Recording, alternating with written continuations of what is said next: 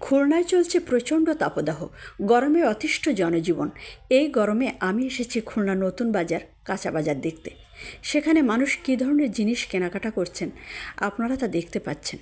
গ্রীষ্মকালীন ফলমূল, শাকসবজি, যেমন কাঁচা পাকা আম, পানিতাল, কলা, পেঁপে, লেবু, নারকেল, জামরুল, ভেন্ডি, ধুন্দুল, কাঁচকলা, ডাঁটা, করলা, খিরাই, চাল কুমড়া, বরবটি, কচুরলতি, ডুমুর, পটল, কুশি, টমেটো, আলু, লাউ ইত্যাদি। এছাড়াও কলমি শাক, পিপুল শাক, পাট শাক, থানকুনি, কলার মোচাও দেখতে পাচ্ছি। স্থানীয় ফল, মূল, শাক সবজি আপনারা দেখতে পাচ্ছেন। আম, কাঁঠাল এখনও পর্যাপ্ত পরিমাণে বাজারে আসে নাই।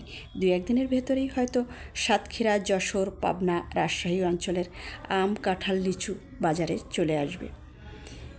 দেশের এই দক্ষিণাঞ্চল খুলনা অঞ্চল মাছের জন্য বিখ্যাত, বিশেষ করে চিংড়ি মাছ, যা এই অঞ্চলের অর্থকরী দ্রব্য।